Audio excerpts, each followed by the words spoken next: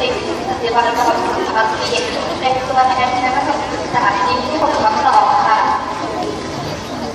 วันนี้ที่เข้ามาในวันแต่งงานของวันที่คุณครูก็อย่าลืมในเพื่อลงประชามติและนักเรียนทุกคนก็อย่าลืมเชิญชวนผู้ปกครองให้ได้ลงประชามตินะคะเพื่อที่ประเทศไทย